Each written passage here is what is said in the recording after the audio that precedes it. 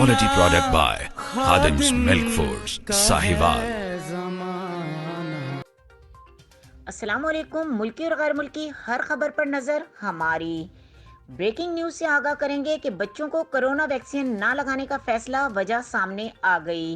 N C او سی نے corona کے بڑھتے کیسز اور ان کی روک تھام کی بنا پر 12 سال سے اور اس سے زائد عمر کے بچوں کو کرونا ویکسین لگانے کا آغاز کیا تھا، جس کو اب معطل کرنے کا فیصلہ کیا گیا ہے.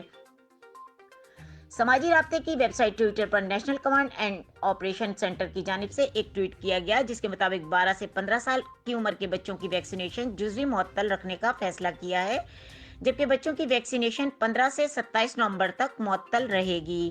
این سی او سی نے یہ بھی بتایا کہ کرونا ویکسینیشن کی معطلی کا فیصلہ قومی انسداد خسرہ روبیلا مہم کے باعث کیا گیا ہے.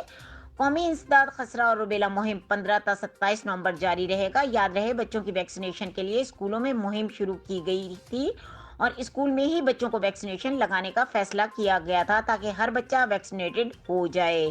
مزید خبروں اور اپڈیٹ کے لیے دیکھتے رہیں کے نیوز چینل انٹرنیشنل.